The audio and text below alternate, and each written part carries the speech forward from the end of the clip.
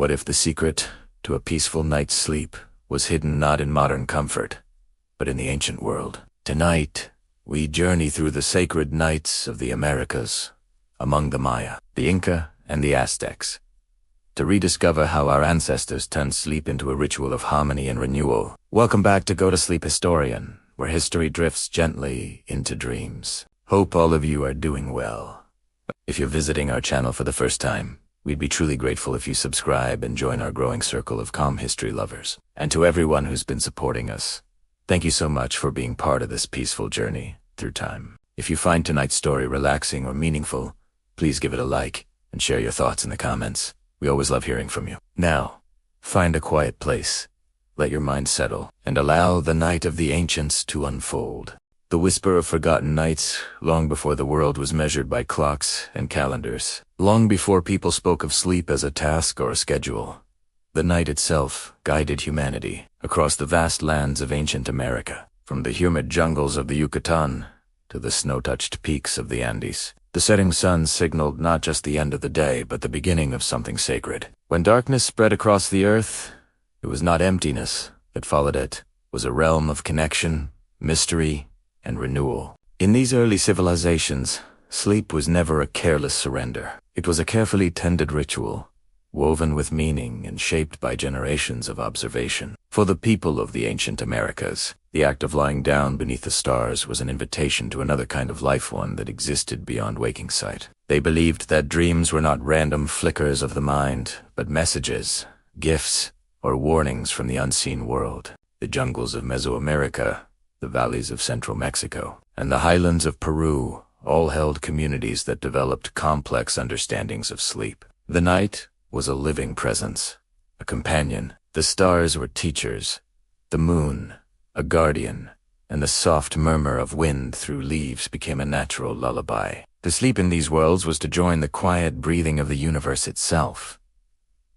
As the day ended, life slowed deliberately. Fires were tended not merely for warmth, but as symbols of continuity between the living and those who had come before. The fading embers were thought to mirror the descent of the soul into the world of dreams, bright at first, then dimming into silence, awaiting renewal by dawn. This cycle reflected the core belief shared by many cultures of the ancient Americas, that life and sleep were parts of one endless rhythm, unlike the modern mind, which often views sleep as an interruption to productivity. These early societies saw it as participation in the natural balance of creation. To rest was to align oneself with the pulse of the cosmos. The boundary between night and day, between waking and dreaming, was fluid, something to be respected and carefully observed. Archaeological evidence and historical interpretation revealed glimpses of how profoundly they treated the transition to night. In regions once occupied by the Maya, stone carvings show reclining figures with closed eyes and serene expressions. These were not images of death, as some early scholars assumed, but of communion figures portrayed in meditative stillness, their postures suggesting peace rather than finality. In ancient codices and murals, sleep was depicted not as a state of absence, but as an act of connection. As the world darkened, preparations for rest were unhurried. Families gathered near fires or within small dwellings built of stone and clay. The faint scent of herbs and resins filled the air, scents known to calm the mind and ease the body into stillness. The repetition of small actions, folding woven mats, arranging blankets of plant fiber or animal skin, helped shape a rhythm that led naturally toward rest. Every motion, however simple, carried intention. These traditions were not uniform. The customs of the Mayan forests differed from those of the Aztec plains or the Incan peaks, yet all shared a fundamental reverence for the night. The stars, always visible and brilliant in the pre-industrial sky, were a constant presence, marking time not in hours, but in stories. Entire constellations were seen as living symbols, each one representing gods, ancestors, or mythic journeys. To sleep beneath them was to sleep under watchful guidance. For many of these civilizations, dreams were considered the true heart of sleep. The Mayans believed that through dreams, a person might receive messages from ancestors or deities. The Aztecs viewed dreams as extensions of thought, reaching into other worlds. The Incas saw them as reflections of harmony or imbalance with the natural order. To dream was not simply to imagine, but to communicate, The sleeping body rested, but the spirit traveled. Such beliefs gave rise to rituals designed to prepare both body and spirit for the journey of sleep. Cleansing with water or smoke. Quiet moments of reflection. Whispered gratitude to the elements. These were common gestures. Each culture developed its own blend of herbs and natural fragrances to accompany the night. The scent of burning copal resin, still used in parts of Central America today, would fill the air with a dense, sweet smoke believed to clear the path for peaceful dreams. In these quiet hours, conversation often softened into storytelling. Elders spoke of gods who walked among the stars, of mountains that dreamed and rivers that sang. The stories did not merely entertain, they guided the imagination gently toward the dream world. By hearing tales of cosmic journeys, the listener's mind was prepared to embark upon its own. The environment itself played an essential role in shaping sleep practices. In the humid lowlands, nights were accompanied by the sound of insects, frogs, and distant renon. Endless natural symphony that lulled entire villages to rest. In the highlands, the cold air encouraged families to sleep close together, sharing warmth and comfort. The night was not feared, but embraced as an element of life. Its patterns were understood and honored. Over centuries, these customs shaped not only how people slept, but how they viewed existence. Rest was intertwined with community, spirituality, and survival. To neglect proper sleep was to risk imbalance between body and spirit, between the human world and nature. It was common to speak of waking in harmony or in discord, depending on how one's dreams and rest had unfolded. Morning rituals often included discussion of what had been seen in dreams, seeking meaning or guidance for the day ahead. When Spanish chroniclers arrived in the Americas, they recorded fragments of these traditions, often misunderstanding their depth. To them, dreams were curiosities, not systems of spiritual communication. Yet through oral histories, surviving rituals, and the patterns of ancient art, the meaning of these sleep practices endures. They tell us that for the peoples of the ancient Americas, sleep was not merely a pause in life, it was a continuation of it in another form.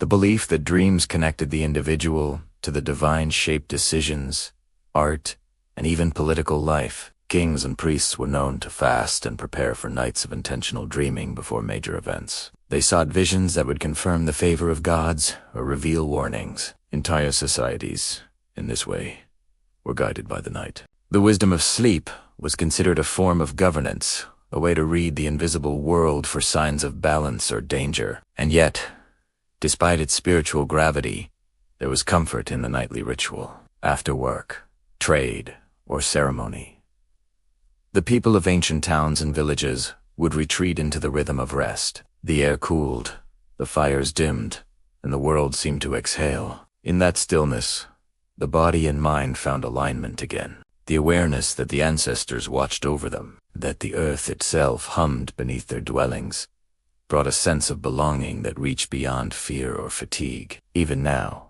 standing among the ruins of those civilizations, stone walls softened by time, temples open to the sky, one can imagine the same hush that once fell over them each night.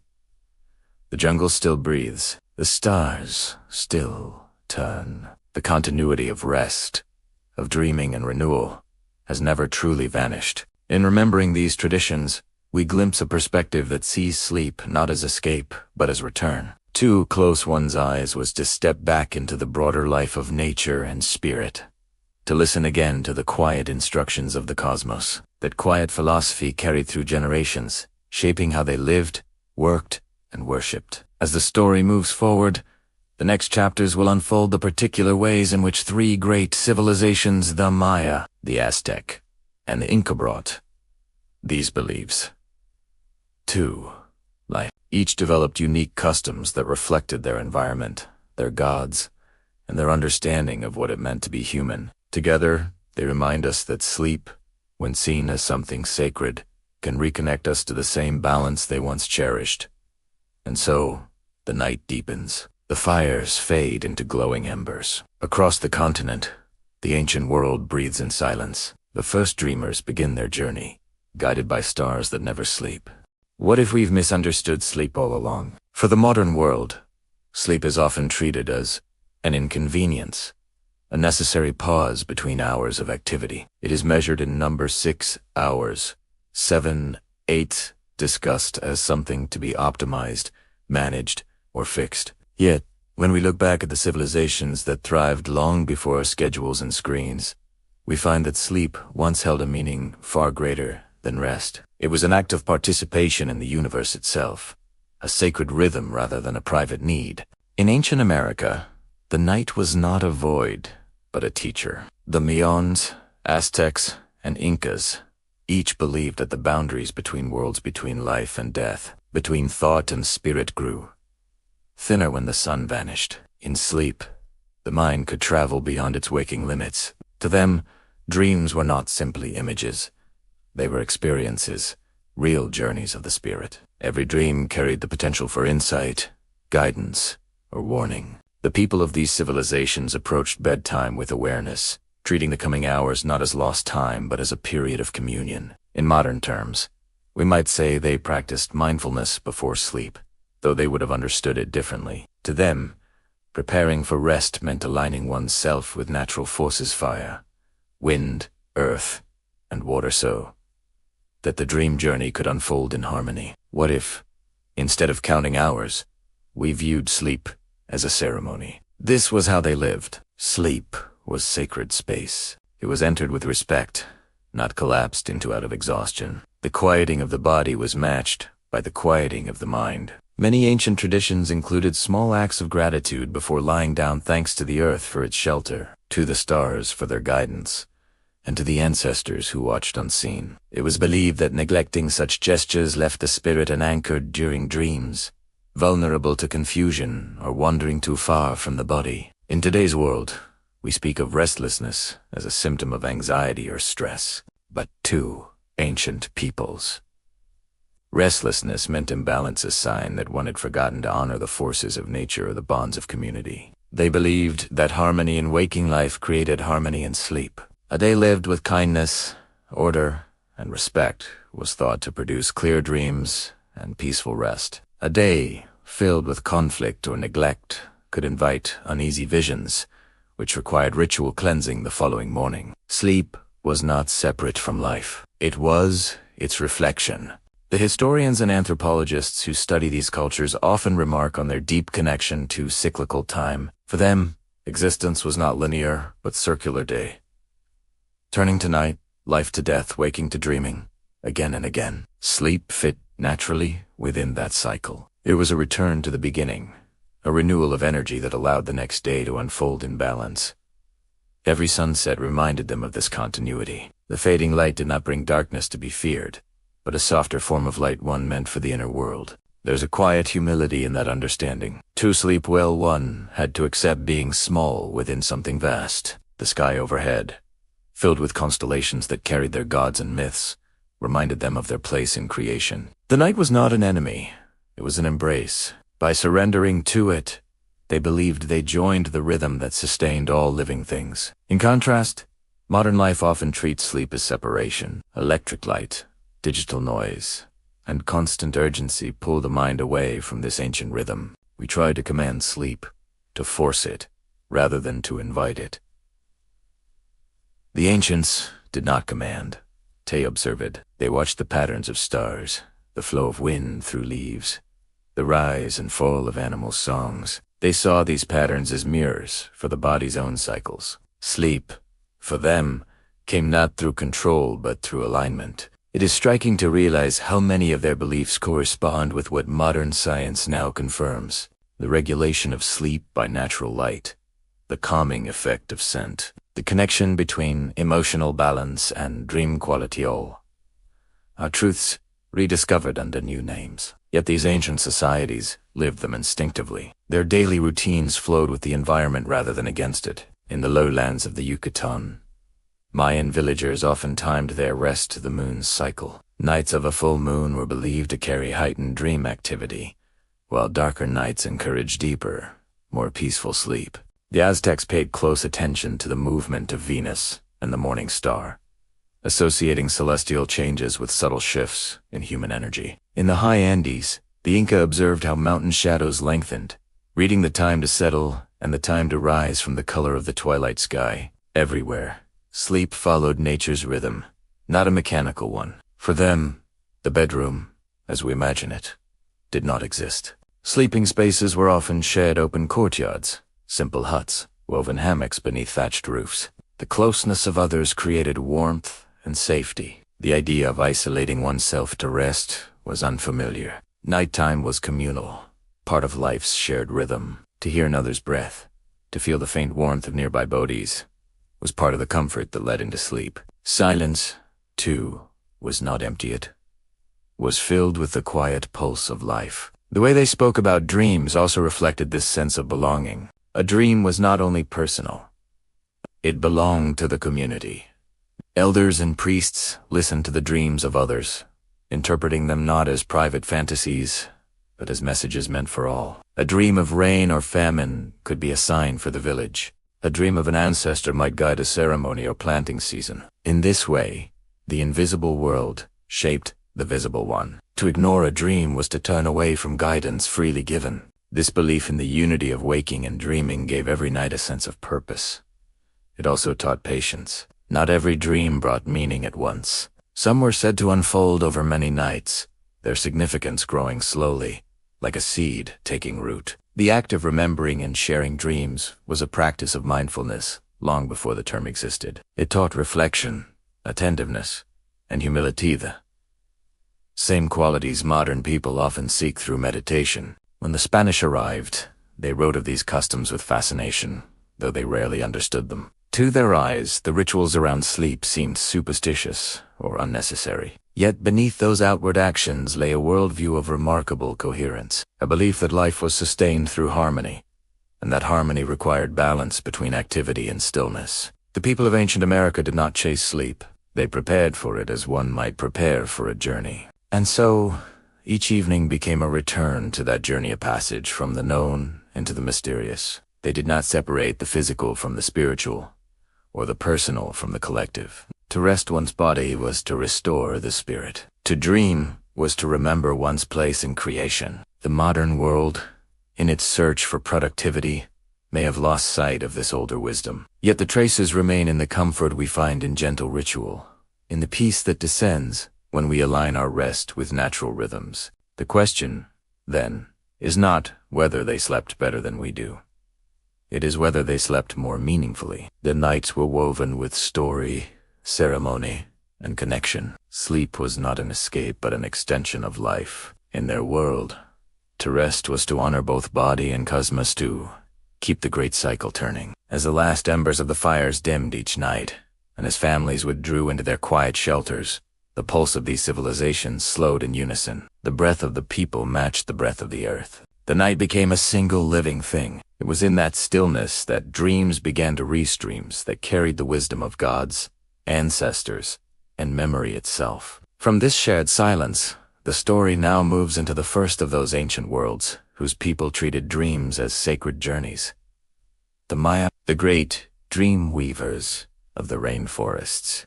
The dream weavers of the Maya, in the heart of the tropical forests of Mesoamerica, where the air hung thick with the scent of rain and earth. The Maya built cities that seemed to rise directly from the jungle floor. Stone temples, steep pyramids, and wide plazas stretched across the land like extensions of the terrain itself. These cities were alive with patterned patterns of time, of stars, of sound. The Maya were a civilization obsessed with cycles, and few cycles were as sacred to them as that of sleep and dreaming. The Maya viewed sleep as a journey into the hidden world, a sacred crossing that occurred every night. They believed that the human spirit could travel beyond the body during slumber, moving freely through realms unseen by waking eyes. Dreams were not accidents or fantasies.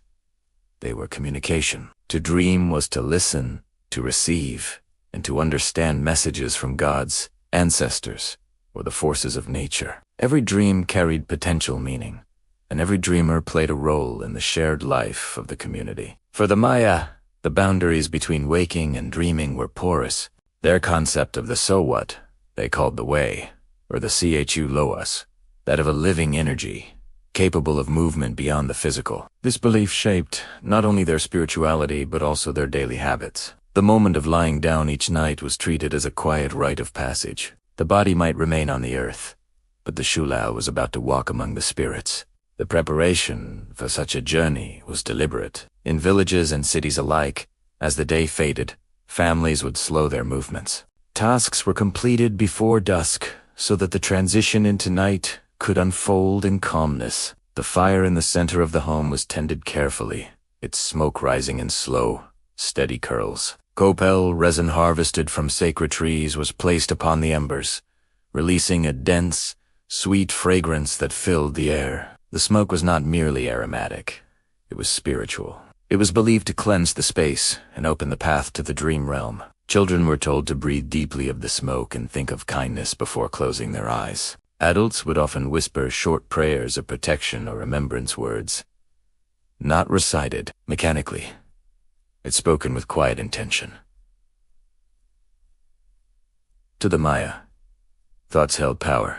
The final thoughts before sleep shaped the journey that awaited in dreams. Fearful thoughts could attract confusion or disturbance. Calm/grateful thoughts invited clarity. Archaeological discoveries give glimpses into these nightly rituals. Pottery vessels have been found containing remnants of herbs known for their calming properties. Leaves of plants like cacao, tobacco, and bulch.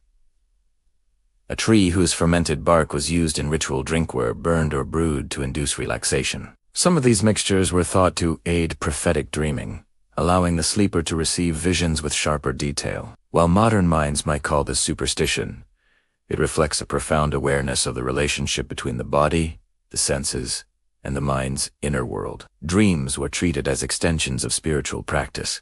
In the great Mayan cities, such as Tikal and Copan, priests were tasked not only with observing the heavens, but with interpreting the dreams of rulers. A king's dream could shape decisions about war, planting, or ceremony. If a ruler dreamed of rain falling on jade leaves, it was seen as a good omen for crops. If he dreamed of broken temples or silent animals, the priests would recommend offerings or purification rituals. The fate of entire communities could hinge on what one person saw behind closed eyes. Yet dreaming was not a privilege of kings alone. Among farmers, artisans, and hunters, dreams guided everyday choices. A dream of a jaguar might warn of danger. A dream of maize, bright and golden, might promise abundance. Some believed that their ancestors could visit them in dreams to offer advice or comfort.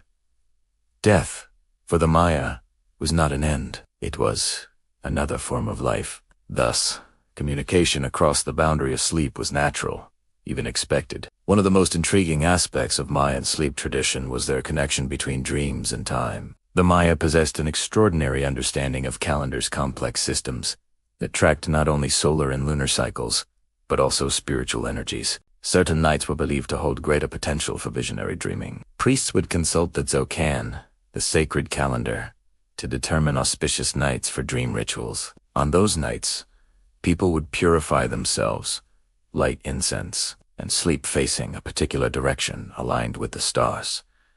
Dreams from these nights were considered especially potent. The environment itself shaped the experience of rest. In the humid climate, the Maya preferred sleeping above the ground, using woven hammocks made from plant fibers. Suspended between posts, the hammock allowed air to flow freely and kept the sleeper safe from insects and dampness. But beyond practicality, the hammock carried symbolic meaning. Its gentle sway mirrored the movement of celestial bodies, the constant rhythm of the heavens. To sleep in a hammock, beneath an open roof or beneath the stars, was to align one's body with the motion of the cosmos. The Maya saw no separation between the human and the cosmic. The hammock, in its quiet motion, became a cradle of the universe. Dream interpretation was considered both an art and a responsibility. Some individuals were recognized as Achaean interpreters of time and vision who could discern patterns between dreams and events. They might visit homes in the morning to listen to what people had seen in their sleep. Their role was to translate the mysterious language of dreams into guidance. These interpreters did not speak with authority in the modern sense. Rather, they listened carefully and offered reflections rooted in tradition and observation. Their wisdom came not from control, but from understanding cycles and signs. Among common people, dream sharing was often a social activity. In the soft light of morning, families discussed what they had seen. Dreams that carried harmony were celebrated. Those that carried confusion were spoken of quietly, to be understood and released. The act of sharing prevented isolation. Sleep was not only personal renewal, it was communal renewal, reinforcing the invisible bonds among people. The Mayas' respect for dreams extended into their art and architecture. Many temple carvings depict figures reclining in positions of meditation or sleep, surrounded by symbols of transformation: serpents, flowers, and stars. The underworld, known as Xibalba, was not imagined as a place of punishment, but as a mysterious realm through which the soul traveled. Sleep was seen as a nightly rehearsal for this journey, a gentle descent and return. The dream world was not separate from the sacred geography of their religion, it was part of it. When European explorers later encountered the Maya, they were astonished by how deeply intertwined spiritual life was. With ordinary routines, what seemed mundane to outsiders: lighting smoke, facing a certain direction, murmuring a few words before rest, were acts of devotion. For the Maya, every night reaffirmed their connection to the natural order. They believed that the stars above were not distant suns, but living beings, watching, guiding, and reminding them of their place in creation. There was a sense of discipline in their peace. To sleep well was to live rightly. To wake refreshed was to return with gratitude. Dreams could be frightening or beautiful, but both were accepted as part of the conversation between the human spirit and the divine. No dream was wasted, because every dream revealed something about the self, the world, or the time to come. The modern imagination, when hearing of such practices, might picture ritualistic ceremony or mystic complexity. Yet the reality was simpler, more human. It was about the care taken before rest, the care given to meaning.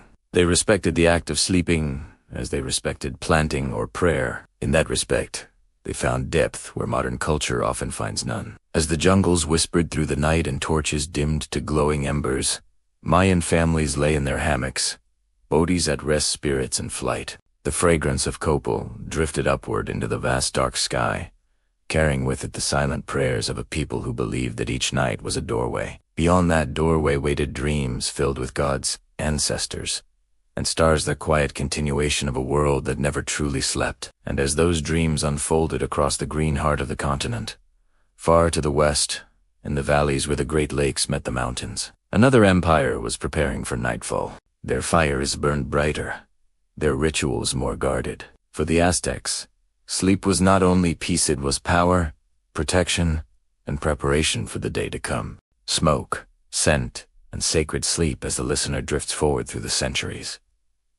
The jungles of the Maya recede into the cool air of the Mexican plateau. There, in the Valley of Mexico, a new city rises, a place of order, stone, and shimmering reflection. This is Tenochtitlan, the island capital of the Aztec Empire, where the boundaries between the waking and the sleeping were carefully guarded, and the night was never without meaning. For the Aztecs, sleep was not an absence of life. It was a moment of passage, a state of vulnerability that required both respect and protection. The setting sun marked the beginning of a sacred cycle. As its red glow sank beyond the western hills, families gathered to offer small rituals of smoke and scent, gestures of humility before entering the hours of darkness. The city itself was alive with fragrance. Resinous copal incense burned in household shrines and temple courtyards, releasing thin ribbons of white smoke that curled upward like offerings to the stars.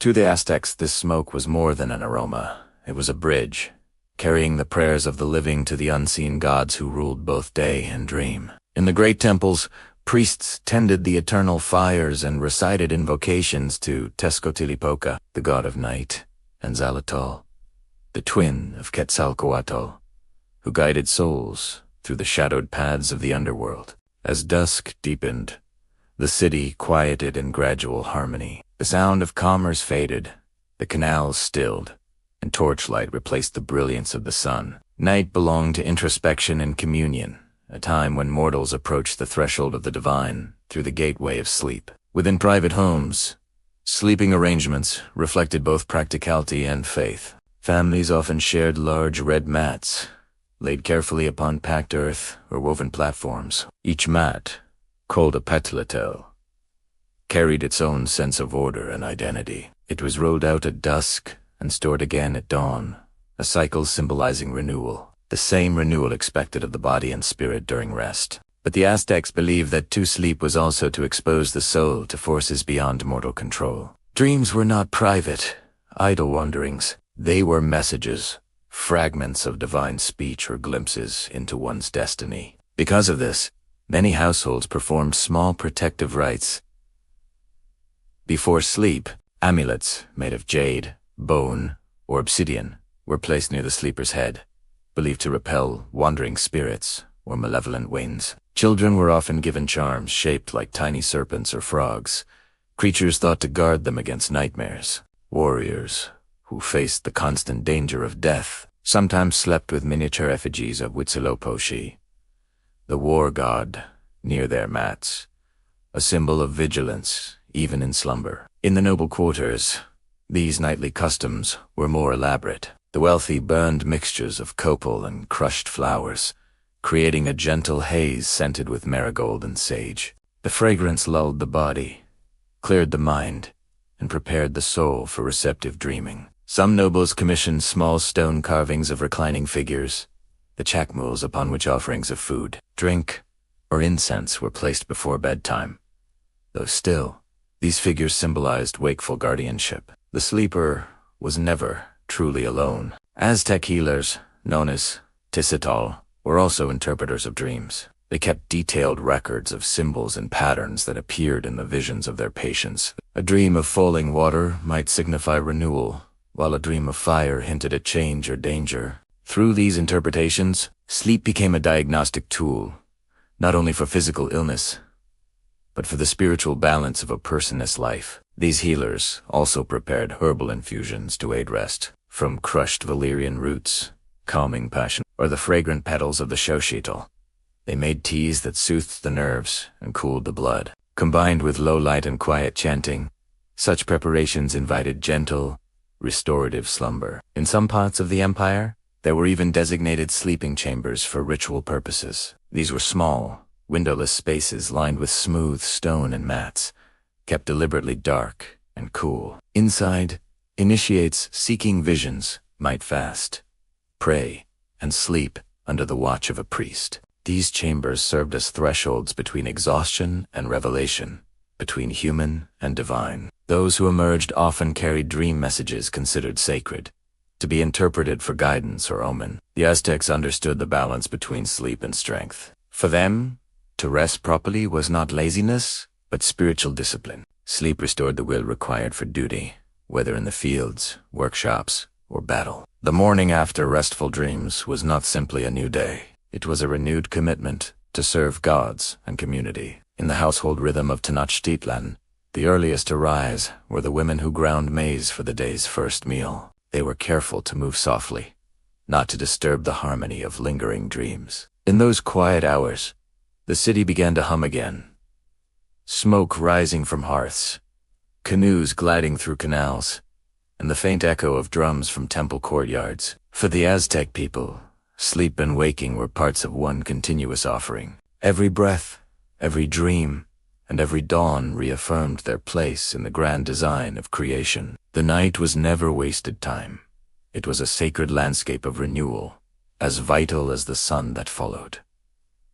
And so, the ancient city rests. Its people, wrapped in the soft embrace of night, drift between worlds with quiet purpose. The fires dim, the air grows still, and the stars above Tenochtitlan mirror the embers below, both shining as reminders that even in silence, life endures. The smoke fades, but the meaning lingers. Sleep, for the Aztec, was a ceremony. One performed not just by the body but by the spirit, and in that understanding, they found peace far deeper than simple rest. A peace that joined earth, sky, and dream into one endless cycle.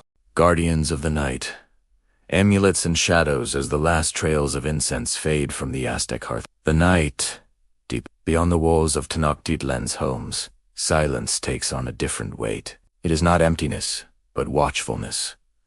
The unseen presence of spirits, ancestors, and gods that linger between the living and the dream. The Aztecs, wise in their understanding of the night, did not treat darkness as an enemy, but as a force to be respected. And in that respect, they created rituals of protection that gave form to courage and peace to the mind. In Aztec thought, the Sorotonali was not firmly bound to the body while one slept. It wandered freely through unseen realms, traveling to speak with ancestors, seeking guidance, or facing tests from the gods. Because of this, sleep was a moment of both beauty and risk. If the soul strayed too far or was disturbed by malicious forces, illness or misfortune might follow upon waking. Thus, the night called for guardianship, not by soldiers or sentinels, but by symbols and sacred objects carefully placed near the sleeper. Within the humblest huts and the grandest palaces alike, people kept amulets made from materials believed to hold divine strength. Jade green as young leaves was prized above all, a stone associated with life and the breath of the gods. To place a piece of jade near the head or chest during sleep was to invite the gentle vigilance of the life force itself. Others used obsidian, black and reflective, said to mirror away dark intentions. Some pieces were carved into miniature animal forms. Serpents for wisdom, eagles for vision, frogs for fertility and safe renewal. Mothers often tied small protective charms onto cords around the necks of their children. Dese charms, blessed by household priests or wise women, were simple but meaningful. A tiny shell to call upon the water spirit, a fragment of turquoise to summon clarity, or a bead shaped like the sun to ensure the return of light after night's uncertainty. In the quiet rooms where families slept close together, the soft sound of these charms sometimes chimed faintly as someone turned or breathed deeply, like the gentle murmur of unseen protectors. Certain families also kept ritual masks carved from wood or stone, resting beside their mats when not in ceremonial use. Though the masks were inanimate by day, they were thought to awaken in spirit at night, standing guard against harmful forces. A mast depicting Zyptotec, the god of renewal and transformation, might be set facing the doorway, symbolically wearing away danger before it could enter. In this way, art and faith became practical guardians of rest. The Aztec healers, or Tisotl, understood the night's hidden balance. They taught that fear itself could weaken one's protection, that anxiety was a signal to the unseen world, inviting unwanted attention. So, before sleep, they advised their patients to cleanse both body and spirit. This might mean a ritual washing, using water mixed with crushed herbs like basil or marigold, followed by the burning of a few drops of copal resin. The smoke was passed gently over the head and chest, believed to settle the wandering tonali and ease its journey through the night. Temples devoted to the moon goddess Koyalzokwe often echoed with the soft chanting of priests during these hours.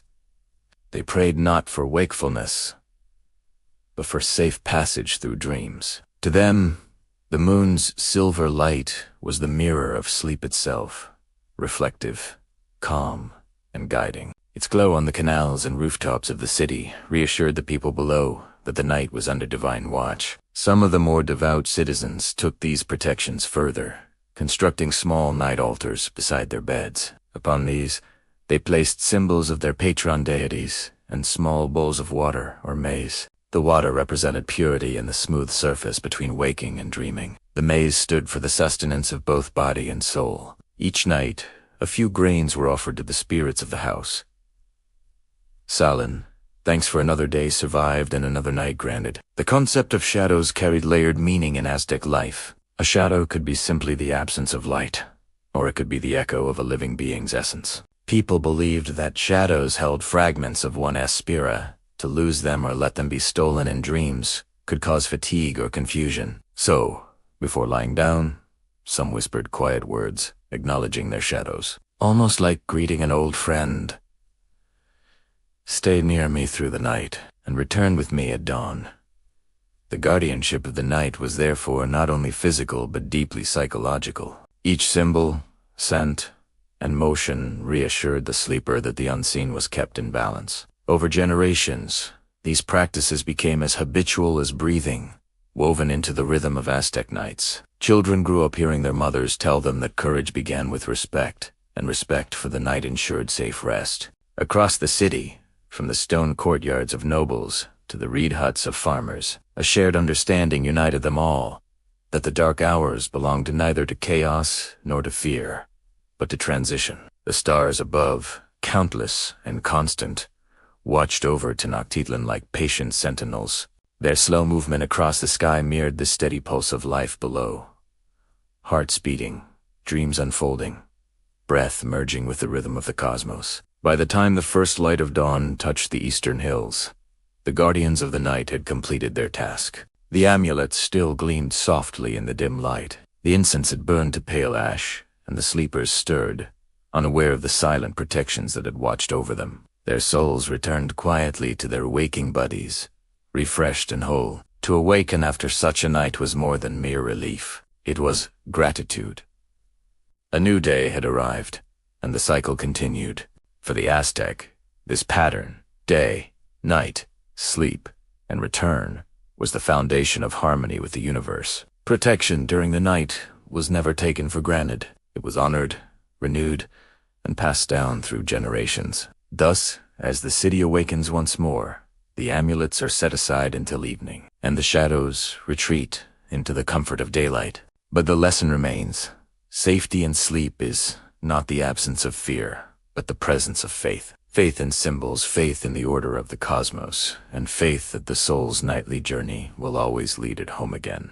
Temples of rest, the sacred chambers of sleep as the sun rises and falls again in the endless rhythm of time. The scene shifts southward, over mountains, rivers, and valleys, two lands where the air grows thin and the sky deepens into a piercing blue. Here, among the high ridges and mist-wrapped terraces of the Andes, another civilization observed the quiet sanctity of the night. The Inca Empire, masters of stone and spirit alike. For the Inca sleep was not a retreat, but an offering, and the chambers in which one rested were not merely shelters but sanctuaries. Across their vast realm, from Cusco to Machu Picchu and beyond, the people built spaces where stone and silence met. In perfect balance, the Incas understood that harmony between body, earth, and sky was essential to life, and nowhere was this harmony more personal than in the moments between waking and dream. The Aztecs, too, had begun to shape their sleep spaces.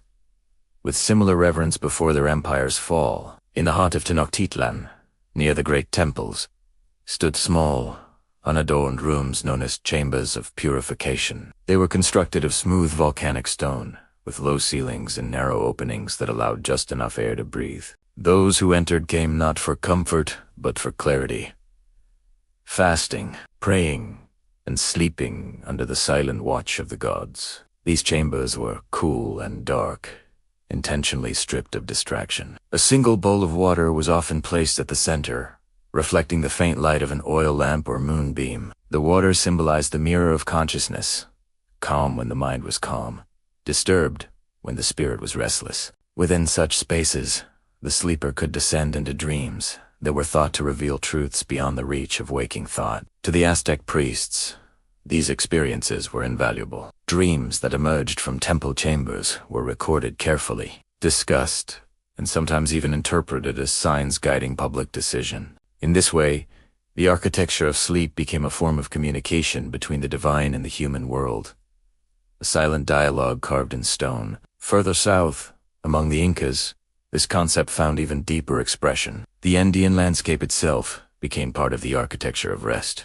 Homes and temples were built not against nature, but with it aligned to the mountains, rivers, and stars. The Incas believed that every natural feature had a spirit, or waka, and that to sleep near these sacred presences was to share their strength. Their most sacred spaces were carved into mountainsides or hidden in valleys where wind, water, and stone met in balance. Inside these sanctuaries, the air carried a particular stillness, a kind of listening silence. Walls were built from perfectly fitted stones, their joins so precise that not even a blade of grass could pass between them. Within this perfection, the Incas found serenity. The stone, cool to the touch and eternally grounded, reminded them of their connection to the Earth Mother who nourished all beings. Each sleeping chamber had a purpose. Some were meant for ordinary rest, others for spiritual communion. Priests, healers, and chosen dreamers might spend nights alone in these enclosed spaces, fasting and meditating before allowing sleep to take them. The dreams that followed were considered gifts, not personal fantasies, but messages from the natural and celestial worlds. The architecture of these sleep temples mirrored their worldview. Roofs were often slanted to match the slopes of surrounding hills, and openings were placed to catch specific constellations at certain times of the year. The Pleiades, a cluster of stars important in Indian cosmology, often shone directly into these chambers during key seasons.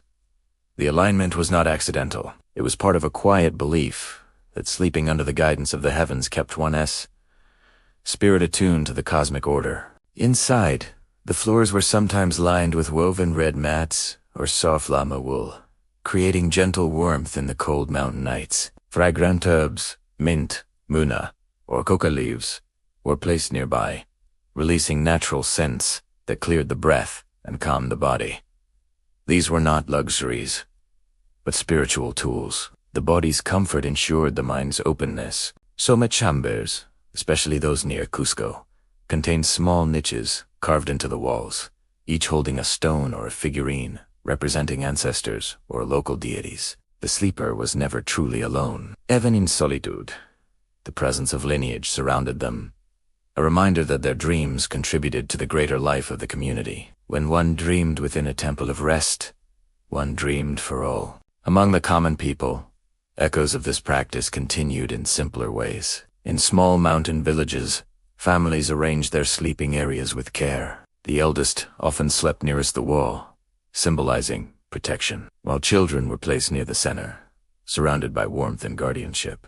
Before nightfall, a few leaves of coca were sometimes burned as an offering, their faint smoke carrying a wish for peaceful dreams and a safe return of the soul at dawn. In every layer of Incan life, from emperor to shepherd, rest was respected as a sacred rhythm. The Sapa Inca, the emperor himself, was said to sleep within specially consecrated chambers in his palace, chambers oriented toward the rising sun. Priests maintained quiet watch outside these rooms, for the dreams of the emperor were considered omens for the entire empire. If he dreamed of fertile fields, the people rejoiced. If he dreamed of dark water or broken stone, they prepared with caution. Even the sounds of the night were treated as part of this communion. The distant hum of wind through terraces, the rhythmic drip of water from stone channels, or the soft cry of a night bird. All were accepted as voices of the world itself. In these moments, sleep became not an escape but a participation, a return to the living earth from which all beings drew life. What bound the Aztecs and Incas together, despite their differences, was a shared belief that sleep was a sacred dialogue. The chambers they built, whether of volcanic rock or mountain granite, were instruments of that dialogue, amplifying the quiet language between humans and the unseen forces that shaped their existence. Today, the ruins of these places still stand, silent and cool, touched by light and wind. Visitors walk through them, feeling something unspoken in the air, a residue of reverence, perhaps, or the lingering calm of centuries of peaceful sleep. The stones remember. They hold the faint echo of breath, of dreams once dreamed, of spirits who believed that to rest was to return briefly to the beginning of all things. And as the night settles once more over those ancient heights, the same wind that brushed against the sleepers of long ago continues its endless song, steady, patient, and eternal. Whispers of the high Andes, dreams at altitude. The air in the high Andes has a clarity unlike any other. It is thin, sharp, and filled with quiet. When dusk descends across the mountains, shadows stretch far and long, wrapping the valleys in a cool indigo calm. The peaks, crowned with snow, catch the last gold of the sun and reflect it softly until the world darkens completely. Here, sleep is not just an act of rest, it is a negotiation between the body and the mountain itself. For the Inca people, life at altitude was both a challenge and a sacred privilege. They believed the mountains, the Apis, were living beings, guardians, watching over every village, and to sleep in their presence was to lie within the embrace of powerful spirits, the air that pressed upon the chest, the heartbeat that slowed, and the dreams that came vividly in the night were all seen as forms of communication between the mortal and the divine. Travelers who crossed the high passes often spoke of dreams unlike any others, dreams full of bright light and echoing voices, as though the mountain itself whispered through the thin air. The Incas did not fear such visions. They welcomed them. For in these dreams, the apostles were said to speak directly, offering warnings, blessings, or insights to those willing to listen. Villagers adapted to the altitude not only with physical endurance, but through ritual care. Before sleeping, they would take a moment outside their stone homes to breathe deeply and face the nearest peak. A small gesture, a handful of coca leaves cast into the wind, or a few drops of chicha, a fermented drink, poured upon the ground, was enough to honor the spirits that ruled above. Only then would they lie down, their faith anchoring them against the immense vastness of the night. Inside, their homes were simple but warm. Walls of stone, roofs of thatch, and floors lined with woven mats or animal hides provided comfort against the cold. Fire was kept low and steady, never roaring. Too much light was believed to disturb the night spirits. Instead, embers glowed faintly, and the faint crackle of wood mixed with the sighing wind outside. In such quiet surroundings, the Inca sleeper drifted between worlds, guided by the rhythm of the mountains. The body responded to altitude in its own mysterious ways. The heart beat faster, breaths grew shallow, and dreams took on an intensity few lowlanders could understand. The Incas noticed this long before science gave it explanation. They saw how their ancestors adapted, believing that the thin air brought them closer to the heavens, a place where divine energies moved more freely. Sleep, therefore, became not just recovery but elevation. The mind descending beyond the limits of the flesh. Healers taught that those who dreamed vividly in high places were chosen dreamers, their spirits strong enough to journey near the stars and return safely by dawn. These individuals were often consulted by community leaders, who asked them to sleep near sacred sites, springs, cliffs, or caves, to seek omens about crops, weather, or future events. The dreams they brought back were treated as messages from Pachamama herself. The Incas also believed that certain sleeping positions could help maintain harmony with the mountains. Sleeping with the head facing east, toward the rising sun, was said to invite renewal and clarity. Facing west, toward the fading light, allowed communication with ancestors and spirits of the departed. These orientations were more than superstition. They reflected a worldview that treated direction, wind, and light as parts of a living system. In the highest settlements, where nights could freeze even in summer, rest required patience and ritual care. People wrapped themselves in thick woolen blankets, sometimes sleeping in pairs or groups to preserve warmth. The closeness was not merely practical. It was symbolic of the Andean principle of mutual support. Just as they shared labor and harvest by day, they shared breath and warmth by night. To sleep beside one another was to affirm belonging to the living world and to the ancestors watching from above. At times, offerings were made before a journey or a night spent at extreme height. A traveler might place a small figurine of silver or stone beneath a rock, whispering a quiet request for safe sleep and return. These offerings, known as apache, can still be found scattered across Andean pasas, little piles of stone where faith and fatigue once met. To rest beside them was to be reminded that countless others had walked, slept, and dreamed beneath the same vast sky. Among the most sacred of these sites were the mountain shrines, where priests and chosen youth conducted ceremonies that blended wakefulness and trance. Some would fast for days, then lie down upon woven mats. Inside stone enclosures near the summit, their bodies stilled by altitude and cold, they slipped into dreams, said to open the veil between worlds. In these moments, they sought communion not for themselves, but for the balance of the empire, the fertility of the land, and the guidance of the future. Not every dream was peaceful. The Incas knew that altitude could bring strange sensations, dizziness, heaviness, and the feeling of floating outside one's body. Yet even these experiences were given sacred meaning. The sensation of drifting was seen as the soul wandering beyond its boundaries, exploring higher realms. Upon waking, one would sit quietly, breathe deeply, and thank the mountain for its revelation. Every morning, as dawn returned to the peaks, the transformation felt complete. The air, still cold, but tinged with the scent of frost and earth, filled the lungs like new life. Sleep, altitude, and faith had mingled into one continuous cycle of endurance and renewal. To the Incas, this was the purpose of rest, not escape from effort, but preparation to meet the world again with balance and strength. Through generations, these highland habits became part of daily identity. Even centuries later, when their empire had faded, Indian villagers continued to treat the mountains with reverence. They spoke softly at night, kept small fires burning, and believed that every dream carried a fragment of truth, a reflection of the high peaks mirrored in the quiet lake of the human mind. As the stars dim and the first light returns to the ridges, the mountains release their hold. Sleepers stir, stretch, and whisper short prayers of gratitude before rising. The mountains remain unmoved, vast and eternal, watching another day begin. But somewhere, in the stillness of morning, echoes of the night, as dreams linger, the whispers of the high Andes, faint but enduring, as timeless as the stones themselves. Dreams that had spirits joined.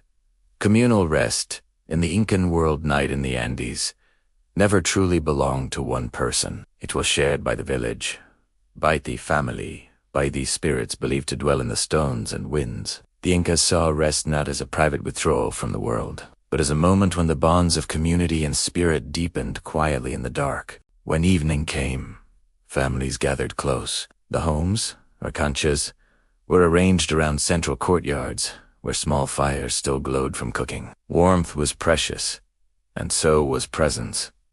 No one slept far apart, unless duty demanded it. Parents, children, and elders often rested side by side, wrapped in llama wool blankets, their breath rising together like soft smoke. The closeness created comfort, but also continuity. A nightly return to belonging. For the Incas, the act of sleeping together symbolized Aini, the sacred reciprocity that guided their society. Just as they shared labor during the day, tending fields, weaving, or building terraces, they shared rest during the night. Aini was not only about fairness, it was about keeping energy balanced between people and the natural world.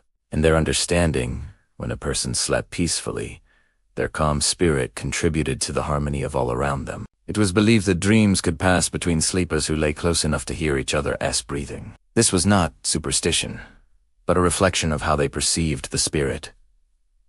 Fluid, capable of touching others as easily as the wind brushed across the high plains. If one dreamt of a good harvest, another might wake with the same image in mind. Such coincidences were never dismissed.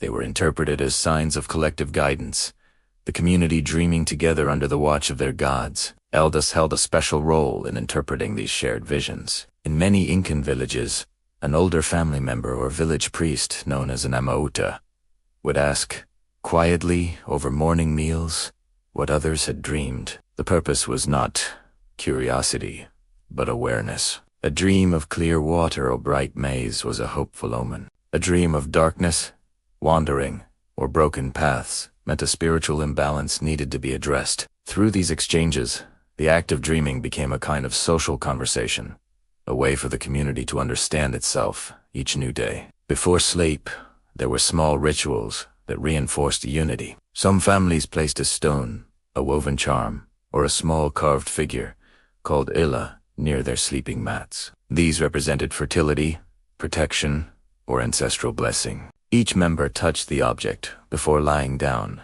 ensuring that their shared rest would be safe under its watch. Others softly recited a short chant or prayer, asking the mountains and stars to guard them until morning. The rhythm of these quiet words carried through the dark like a lullaby for the entire household. The Incas viewed the night not as emptiness, but as an active world of spirits and energy. Sleepers were seen as travelers moving through that unseen realm. For this reason, care was taken not to disturb someone once they had entered deep rest. A sudden shake or loud sound could, believe it, startle the soul and leave it wandering before returning to the body. In homes with children, parents would whisper stories or gentle histories until the little one's breathing steadied. The stories themselves were bridges connecting the waking world of memory to the dreaming world of spirit. Across the empire, from the coastal plains to the mountain citadels, this communal sleep culture shaped architecture itself. Rooms were built to keep warmth circulating,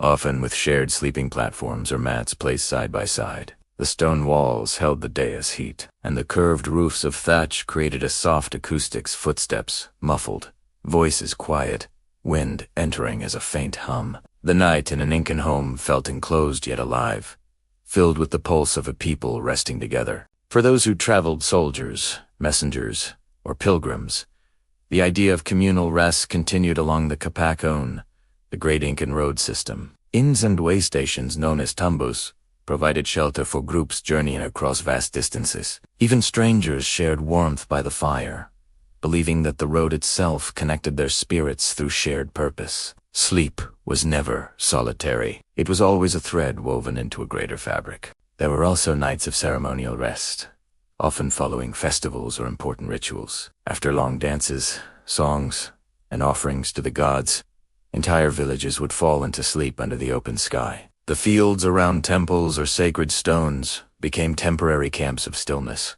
The stars above the same constellations used to mark agricultural time were watched carefully, for they were believed to echo the structure of the earth below. Some said that sleeping beneath certain constellations brought prophetic dreams, especially for leaders or priests. Among the most intriguing practices was dream sharing between generations. Grandparents were seen as keepers of memory, and their dreams carried ancestral messages. Younger members of the family would listen to their morning recitations with quiet respect, knowing that these nighttime visions preserved the wisdom of centuries. It was common for an elder to advise planting or travel times based on dreams of animals, clouds, or rivers' guidance that linked the spiritual with the practical. In many Andean communities, even illness or emotional unrest was believed to begin with a disrupted dream pattern. If someone slept restlessly or woke frequently, the amata might suggest realignment through communal sleeping, returning to rest beside family or within the heart of the village to regain energetic balance. The belief was that loneliness disturbed the spirit's flow, while shared warmth restored it. This sense of interconnectedness extended even to the dead. The Incas held that ancestors continued to watch over the living through the night. Their mummified remains were often kept near family dwellings or sacred spaces. It was said that, in dreams, these ancestors spoke softly, offering counsel, reassurance, or reminders of forgotten duties. To dream of one's forebears was not frightening. It was an honor, proof that the family bond endured beyond time. By dawn, when the first light spilled across the terraces, sleepers awoke slowly. They did not rush to shake off their dreams, but lingered in the quiet moments, allowing the transition between worlds to settle naturally. Morning began not with noise, but with gratitude.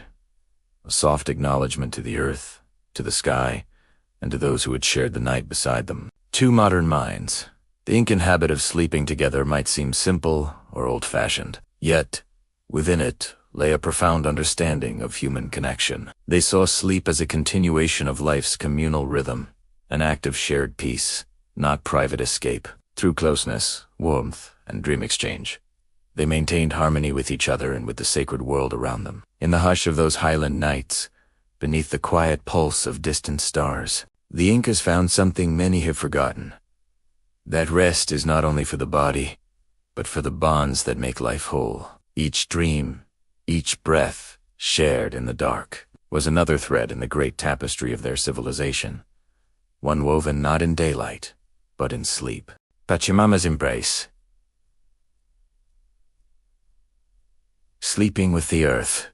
The Inca world was a living world. Every stone, every stream, every gust of wind carried a presence, an unseen pulse that tied human life to the great body of the earth. They called her Pachamama, the nurturing mother, the giver of crops, warmth, and balance. To sleep in her embrace was not merely to lie upon the ground. It was to return, each night, to the source from which all life had come. In villages that dotted the slopes of the Andes, the people understood that the earth beneath them was alive. They spoke softly at dusk, never spitting, cursing, or striking the ground, for such acts would offend her spirit. Before lying down, it was common to whisper a short blessing, a quiet acknowledgement that one was entering into the care of the earth, Mother herself. A person who forgot to offer this simple gratitude might wake with unrest or unsettling dreams, for Pachamama was sensitive, and her energy needed respect. Their homes reflected this bond.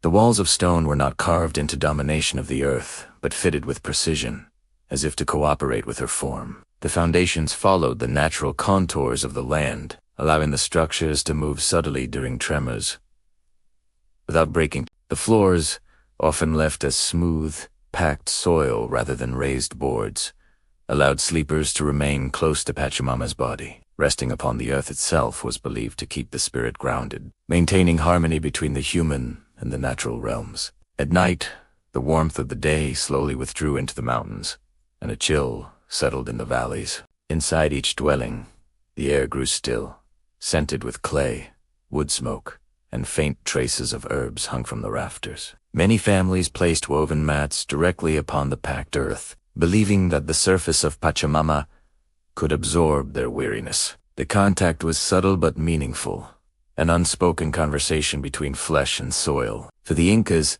to sleep upon the ground was not a mark of poverty or hardship. It was an act of spiritual alignment. They believed the body's energy flowed downward through the spine and into the soil, releasing tension, sorrow, or illness back to the earth, where Pachamama could purify it. In return, her quiet strength rose upward, restoring vitality and peace. Those who awoke refreshed were said to have been healed by the mother's embrace. The connection extended to the materials used for bedding. Soft grasses, woven wool, and animal skins were chosen not only for comfort but for their natural essence. Synthetic or detached substances were unknown.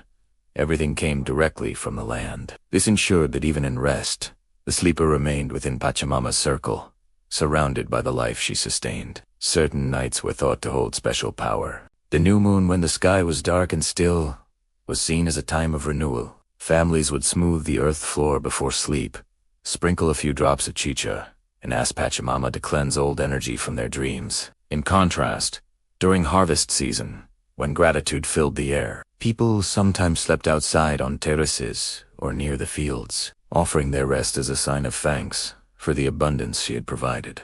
Among priests and shamans, the relationship went deeper still. Some spiritual leaders practiced a form of sacred rest, known as tukaison, the resting of the whole heart. They would lie flat upon the ground, arms at their sides, in full awareness of their breath. In this meditative sleep, they sought to merge consciousness with the pulse of the earth, to hear her voice in the stillness between heartbeats. Such experiences were said to bring wisdom and clarity, as if Pachamama herself whispered truths through the soil. Even illness was sometimes treated through sleep upon sacred earth. When a person was weak or troubled, the healer might lead them to a chosen spot, a stone, or a hillside, where the energy was said to flow purely. There, the patient would lie down upon woven blankets, placed directly over the ground. The healer would pray softly, inviting Pachamama to draw out the sickness through the body's contact with her surface. The sleep that followed was slow and heavy, but in the morning, the person often woke lighter, calmer, and restored. This deep respect for the earth extended beyond the human form. Llamas, alpacas, and even guinea pigs were given small spaces to rest near the home. Their warmth, their breath, and their presence were part of the same living rhythm. The Incas understood that the well-being of animals, crops, and people could not be separated all through life from Pachamama's vast heart. At times, entire communities celebrated earth offerings, or Pongo a la Tiara, which marked seasonal changes or major harvests. After ceremonies filled with music, food, and dance, people would lie down upon the ground, gazing at the stars. It was said that during these moments, the boundary between the human body and the earth dissolved. The vibrations of drum beats, footsteps, and laughter sank into the soil. And in return, the people felt a deep calm rising from below. Sleep that night was different, heavier, dreamless, as though the earth herself had taken them fully into her care. Even death was seen as a final rest within Pachamama's arms. Bodies were placed in fetal positions, wrapped in cloth, and buried facing east, toward the rising sun. It was believed that this mirrored the act of nightly sleep, a temporary withdrawal, before awakening in another realm. The grave was not a separation, but a return to the great maternal presence that had sustained them throughout life. In the daily rhythm of Incan existence, This bond between sleep and earth shaped their sense of belonging. To lie upon Pachamama was to remember one's place, not above nature, but within it. Each morning, when they rose and brushed the dust from their mats, they did so with quiet respect, acknowledging that they had been carried safely through the night by her enduring strength. Centuries later, in the remote Andean villages, where ancient traditions persist, traces of this reverence remain. Farmers still touch the soil before sleep, whispering short blessings of thanks. Children are still told that bad dreams come from forgetting to honor the earth, and that peace returns when one places a hand upon the ground and apologizes. The gestures are simple, but their meaning runs deep, a continuity of belief that has outlived empires. For the Inca, the Earth Mother was never silent. Her breath was the wind, her warmth the sun, her body the mountain and plain. To rest upon her each night was to feel that rhythm passed through one's own. In that quiet contact, they found both humility and strength. The understanding that life, in all its forms, was bound together by a single pulse. When dawn broke across the Andes and the sun returned from its own nightly journey, the people stirred once more. Their dreams, shaped by the earth's slow heartbeat, faded gently into waking thought. They rose, gave thanks, and began again the endless cycle of labor, offering, and rest, forever sustained by Pachamama's embrace. Echoes beneath the stars. Night ceremonies and sacred dreams. When night settled upon the Incan world, it brought not silence, but a different kind of life. One of whispers, flickering light, and the slow, measured rhythm of ritual. The Incas saw the hours after sunset not as an ending, but as a time when the boundary between worlds grew thin. Beneath the vast sweep of the Andean sky, they gathered to honor the heavens, the ancestors, and the unseen energies that watched over them. High above, the stars burned with an intensity that seemed almost alive. In the thin, dry air, every constellation shone sharply, and the Milky Way stretched like a river of light. The celestial river. It mirrored the Vilcanota, the sacred river that wound through their empire. The Incas believed that everything reflected everything else. The heavens above were the earth below. The stars were seeds, and the sleeping mind was a field waiting to receive them. To lie beneath these stars was to rest within the order of the cosmos itself. But on certain nights marked by lunar phases, harvests, or sacred dates, the people did not sleep immediately. Instead, they gathered 4 nocturnal ceremonies, guided by priests, healers, and astronomer priests, known as Yach. These figures were keepers of the sky's wisdom, trained to read the movements of stars as messages from the gods. The ceremonies began quietly. Fires were lit with dried llama dung, producing a steady, smokeless flame. The scent of burning herbs, muna kayoa and copal, filled the air, each chosen for its purifying or dream-inducing properties. Villagers arranged themselves in circles, faces turned upward toward the constellations. Drums began slowly, their beats echoing through the stone courtyards and hillsides. Flutes joined in, their soft tones weaving with the wind, carrying prayers upward to the heavens. The atmosphere deepened into a trance-like calm. People closed their eyes, breathing in rhythm with the music. The purpose of these gatherings was not celebration, but alignment, a harmonizing of body, mind, and cosmos. As the rhythm slowed, many participants would lie down upon the ground, wrapped in their woven mantles, allowing the sound to guide them toward sleep. They believed that in this state, between waking and dreaming, the stars could communicate directly. The priests and dream interpreters played a crucial role in such nights. They watched 4 signs: a sudden gust of wind, the flicker of a flame, the path of a shooting star. Each held meaning. When sleep overtook the group, the priests remained awake a while longer, murmuring soft invocations to Inti the sun, Mamakila the moon, and Viracocha, the unseen creator. Their chants maintained a bridge between the sleeping people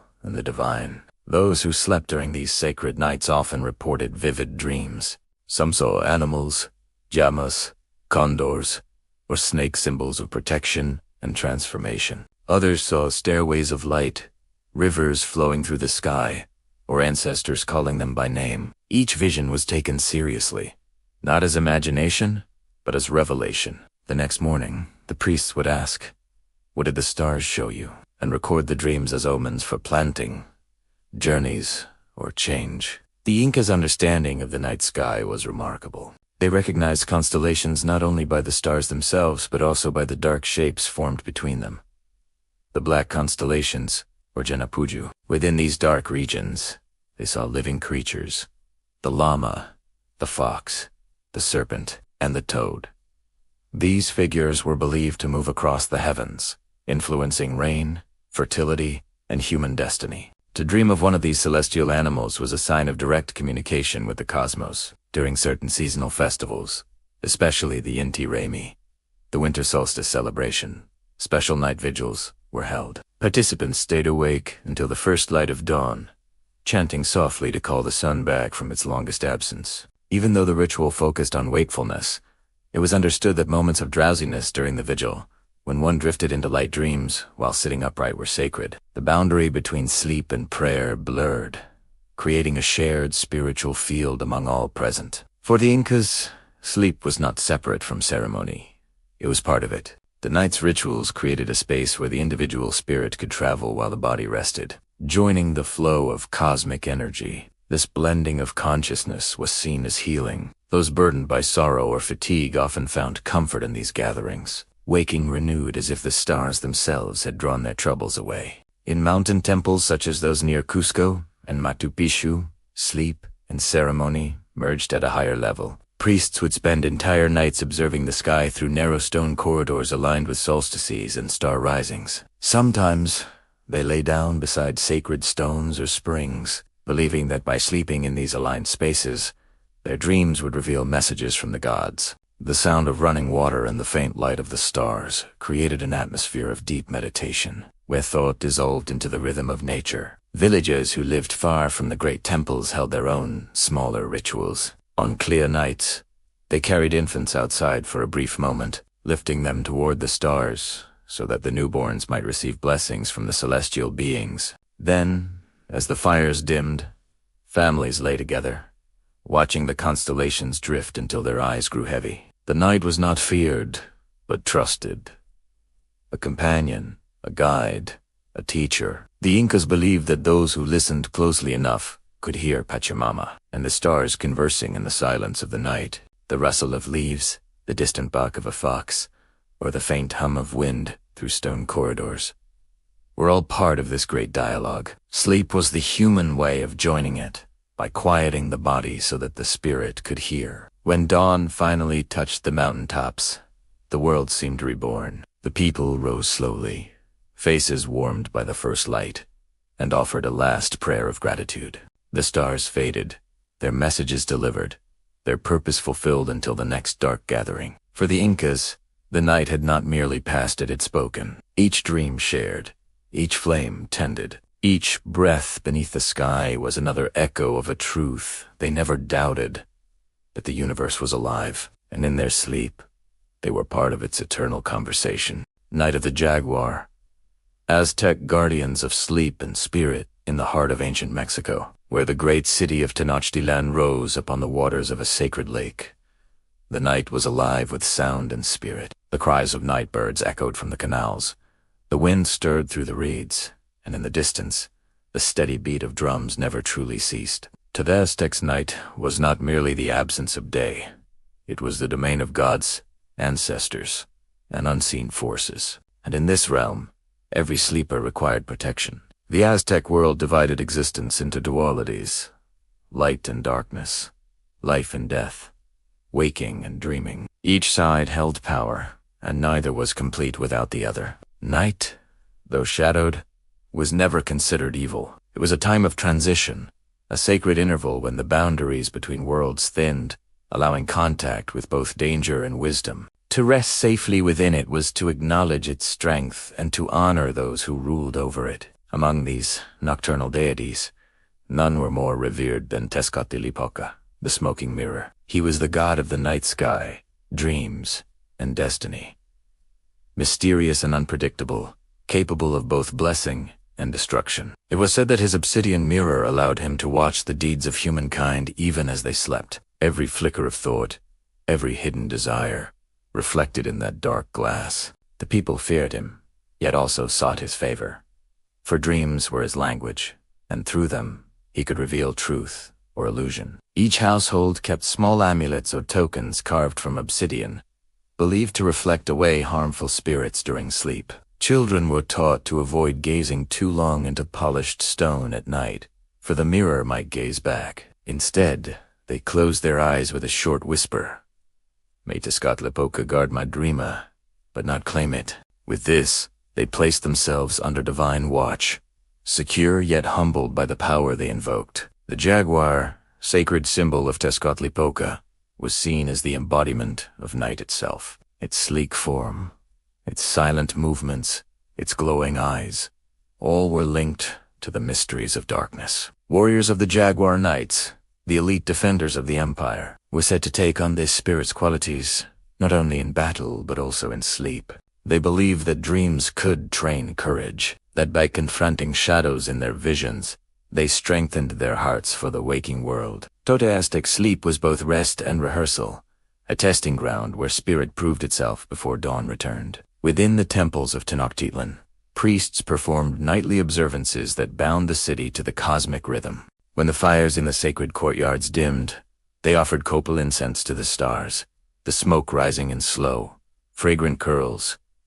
The priests then lay upon cool stone floors, fasting and praying until visions came. These dreams, they believed, were messages from the gods, warnings of war, famine, or change. In the still hours before sunrise, they recorded their impressions, ensuring that divine counsel guided the empire's fate. In the homes of ordinary citizens, sleep carried its own small ceremonies. Before resting, families tidied their hearths and sprinkled water near the doorway, a symbolic cleansing to repel wandering spirits. Infants were often wrapped in blankets woven with protective patterns, step designs representing mountains or zigzags, invoking lightning, each symbol a silent guardian. Near the child's head, a small charm made from feathers or bones hung from the rafters, not unlike what later traditions would call a dream catcher, though simpler and older in form. For the Aztecs, dreams were not private illusions. They were shared experiences between the sleeper and the gods. Upon waking, one might recall a vision of falling, flying, or walking among the dead. Each had meaning. Falling could signify the loss of favor from a deity. Flying, a sign of spiritual ascent. Walking among ancestors, a call to remember one's lineage. Elders and priests known as tlaquelos studied such dreams carefully, interpreting their symbols for guidance. A ruler might delay a campaign. A farmer might shift his planting season, all based on what the night had revealed. But the Aztecs also feared the darker side of dreams. The boundary between the soul and the body was delicate, and harmful forces could slip through if one slept unguarded. To counter this, some slept with obsidian blades or small idols beside them, not as weapons, but as spiritual wards. It was believed that the gleam of the black stone reflected hostile spirits back into the void. Others recited short chants invoking Mictlantecuhtli, Lord of the Underworld, asking him to spare them his visit until their appointed time. The architecture of Aztec homes mirrored these beliefs. Rooms were often narrow, enclosed, in cool spaces that felt both protected and sacred. Windows were small, doors faced inward, toward courtyards, and sleeping mats were arranged with heads toward the east, where the first light would rise. In this way, the sleepers symbolically faced rebirth each morning, emerging from the realm of darkness as the sun returned to reclaim the sky. During special festivals such as Panquetzalisli, dedicated to Huitzilopochtli, the god of the sun and war, sleep itself became part of ceremony. Participants kept vigils through the night, alternating between wakefulness and trance. Drums beat softly, echoing heartbeats. Dancers swayed, half-dreaming, until dawn broke. The transition from dark to light mirrored the eternal struggle of gods, a reminder that each new day required the triumph of life over the shadows of night. Yet not all nights were solemn. In quieter times, the people saw beauty in darkness, a chance for introspection, renewal, and connection. Love is whispered beneath woven blankets, sharing hopes and fears in the dim light of burning copel. Storytellers recited myths of gods who slept beneath the mountains or dreamt the world into being. Children fell asleep, listening to Thais of the Saipakli, the cosmic crocodile from whose body the earth was formed, or the Quinametsen, the giant ancestors who once roamed the world. In these stories, the line between dream and memory blurred until both felt equally real. Even death, to the Aztecs, was seen through the lens of sleep. They spoke of eternal rest, not as a metaphor, but as a continuation of nightly descent into the underworld. Each dream, each night, was a rehearsal for that longer journey. But unlike despair, this idea carried calm acceptance. To sleep was to visit Mictlan for a few hours to walk the shadowed paths safely, then return, reborn with the rising sun. And so, when the city finally quieted, the markets empty, the canals still, the temple fires reduced to glowing embers, Tenochtitlan became a vast sleeping body. The night wind moved through its streets like slow breath. From the palace to the humblest hut, dreams unfolded across its surface like ripples on dark water. Above, the stars shone upon obsidian roofs, mirrored in the lake below, as though the gods themselves leaned close to watch. The jaguar prowled unseen among those dreams, guardian, teacher, and symbol of the night's power. In its silent steps and glowing eyes, the Aztecs saw the essence of what sleep truly was. A journey through darkness, necessary and sacred, leading always back to light. Guardians of the night, amulets, symbols, and sacred protection when darkness settled over the Valley of Mexico. The Aztec world did not see sleep as surrender. To them, each night brought both promise and peril, a crossing into realms unseen. The living body might rest, but the spirit wandered, vulnerable to forces that roamed between worlds. And so, before eyelids closed, the people turned to ancient wisdom. To symbols, amulets, and gestures of reverence that kept the night's balance intact. The Aztecs, like many ancient American civilizations, believed that a person's soul could leave the body while sleeping. This wandering essence, known as tonali, drifted freely through the dream world, gathering visions, warnings, and knowledge. But it could also be caught or harmed by spirits if left unguarded. The art of sleep protection, therefore, was as vital as the act of sleeping itself. At the heart of every home, near the hearth or the mat, where one lay, small charms rested unassuming, yet deeply meaningful. Some were shaped from obsidian, some from jade, others from carved bone or feather bundles bound in colored thread. Each carried purpose.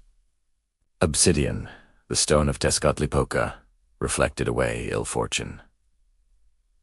Jade invoked life and purity. Bone reminded the sleeper of ancestral strength. These were not decorations, but silent guardians, embodying forces that watched through the hours of shadow. Mothers were often the caretakers of these rituals. As night approached, they murmured brief blessings over children's mats, tracing circles in the air with ash or incense smoke. They whispered prayers asking the gods to hold their little ones close. Infants, especially, were thought to be open to unseen energies, their dreams vivid and unshielded. Small woven fetishes of animal form were tied above the cradle. Owls to grant wisdom, jaguars to grant courage, hummingbirds for lightness of spirit. These symbols carried layers of inherited meaning, born from generations who had read the sky and walked the old paths. The placement of sleeping mats held equal importance. A sleeper never faced west, for that direction led toward Mictlan, the realm of the dead. To face west in sleep invited the underworld closer. Instead, mats were laid with the head toward the east, where the sun would rise again. This alignment, both practical and spiritual, mirrored rebirth. Each morning's light was a resurrection, and so one's sleeping direction became an act of faith in life's renewal. Before sleep, a cleansing often took place. Water, considered a living spirit, was sprinkled across doorways and thresholds to wash away the residue of the day. A basin of fresh water might be set near the headrest, believed to absorb wandering energies. The faint rippling surface, reflecting firelight, symbolized the fragile barrier between waking and dreaming. Transparent, shifting, alive. This simple ritual reminded each person that peace of mind began with purification. Among warriors and priests, amulets held even greater power. The Eagle Knights and Jaguar Knights, preparing for rest after training or ceremony, would set their weapons aside and reach for small protective icons worn around their necks. A fragment of obsidian, an etched copper disc, or a miniature figure of a god, each one infused with prayers. Warriors believed that, while their bodies recovered from the day's exertion, their spirits continued to fight unseen battles and dreams. Protection ensured that they awoke unbroken, with courage renewed. Priests of the temple, meanwhile, guarded their dreams for prophecy. They used specific combinations of incense herbs, copal, sage, and dried marigold to invite clear visions. The rising smoke was said to form a ladder between worlds. They lay near the temple's outer walls, close to sacred murals of serpents and stars, trusting that divine energy flowed strongest there. To them, dreams were not random. They were deliberate messages, and protection was the act of keeping the channel open without interference. One of the most fascinating customs involved obsidian mirrors, black, polished discs that reflected like liquid night. These mirrors were not gazed into lightly. Placed near the sleeping mat, they served as portals for divine vision and as shields against malefic spirits. The surface, smooth as still water, symbolized the calm mind, but also the ever-watchful eye of Tezcatlipoca. Those who dared to look within might glimpse a flash of their destiny, yet most preferred to let the mirror watch over them in silence. The Aztecs also believed in the power of sound as protection. The gentle rattle of beads, the rustle of woven mats, the low hum of a flute played at dusk. All were thought to create harmony that repelled discordant spirits. In some hums, fathers, or elders, softly tapped wooden instruments before sleep, imitating the rhythmic pulse of the earth. These sounds lulled not just children, but the household itself into alignment with the cosmos. The night was not feared then. It was simply respected. In wealthier homes, charms were stored in small bundles, called tlacomili, wrapped in sacred cloths. Each bundle held personal relics, perhaps a lock of hair, a carved figure, a piece of turquoise, or dried herbs tied with colored string. These were not opened casually. They were family heirlooms, carrying the spiritual weight of lineage. Before bed, a person might place their tlacomili near the headrest, ensuring that their ancestors' presence lingered near. The bundle, unseen but felt, symbolized a quiet dialogue between past and present, a whispering reminder that one never truly slept alone. Even architecture spoke of protection. Doorways were narrow, walls thick, and corners rounded to prevent spirits from gathering. Windows, when present, were high and small, allowing starlight to fall in narrow shafts. Gentle reminders of the heavens' watch. The flicker of firelight against clay walls cast shapes. It seemed alive, moving softly as if in silent prayer. Sleep came not from emptiness, but from a feeling of enclosure within something sacred and known. Across the empire, festivals also influenced sleep practices. During Toxcatl, when Tezcatlipoca's presence was honored, people took care to cleanse their beds and refresh charms. It was said that during this time, the god walked unseen through the city at night, observing hearts. To sleep carelessly, without reverence, risked his disfavor. Conversely, those who slept with clear minds and pure intentions were believed to receive prophetic dreams. Sleep, in such moments, became a kind of test, a mirror of one's inner truth. Among healers and dream interpreters, there was also an understanding that the body reflected the soul's condition. A restless sleeper, they said, had unresolved fears. One who slept deeply was in harmony with their ancestors. Remedies for troubled dreams included bathing in warm herbs before nightfall, mint, basil, or marigold, to soothe both skin and spirit. Sometimes, healers whispered chants while fanning smoke around a patient's body, encouraging restless energy to depart. In the morning, ashes from burned incense were scattered outside the doorway, symbolically discarding the remnants of night's confusion. To the Aztecs, these acts were not superstition but science, a spiritual discipline perfected through generations of observation. They understood that the mind mirrored the rhythms of nature, and that to sleep peacefully was to remain aligned with the great order of the cosmos. The stars, the lake, the fires, the human heart, all pulsed together in cycles of light and darkness. And so, as the night deepened and the fires dwindled to quiet embers, each sleeper lay encircled by invisible guardians. Symbols, scents, and sounds woven into harmony. Outside, the lake of Tenochtitlan shimmered faintly, reflecting constellations that seemed close enough to touch. Within each home, a sense of protection settled like a soft cloak. Dreams began, gentle and luminous, guided by the care of those who had prepared for them. Sleep was not escape. It was ceremony. It was the continuation of life's rhythm in a different language, a nightly affirmation that even in the stillness of darkness, the world remained alive, connected, and sacred. Dreams of power and prophecy. Messages from the night gods across the Aztec world. Dreams were more than personal visions. They were threads of divine speech. Each dream, however fleeting, was believed to be a form of conversation between the human spirit and the gods. The night, therefore, was not silence but communion. A sacred dialogue carried out behind closed eyes, beneath the watch of stars and obsidian mirrors. In the city of Tenochtitlan, the high priests of the Templo Mayor were among the few permitted to interpret these nocturnal messages on behalf of the empire. Their role was not unlike that of astronomers, except they charted the sky within the mind. When the torches burned low and the drums of the temple faded, the priests lay upon woven mats, inhaling the faint perfume of copal that rose from glowing embers. They quieted their thoughts and waited not for sleep to overtake them, but for the gods to begin speaking through visions. Dreams, they believed, were drawn down from the heavens by Tezcatlipoca, the god of destiny and night, or carried upward to the sun by Huitzilopochtli, god of war and renewal. In the realm between these powers, human consciousness drifted like a canoe upon a sacred lake. The dreamer might encounter ancestral spirits, creatures of power, or shifting landscapes filled with omens. Every detail, a serpent's color, the direction of a wind, a falling star held significance. It was said that the gods disguised their commands in the language of symbols, and only those trained to see patterns in mystery could interpret them. The Aztec rulers, too, were guided by dreams. Before great battles, coronations, or sacrifices, they sought divine confirmation through sleep. The Emperor Moctezuma, Ilhikamina, known as Moctezuma the Elder, once recorded a dream in which the sun darkened and serpents fell from the sky,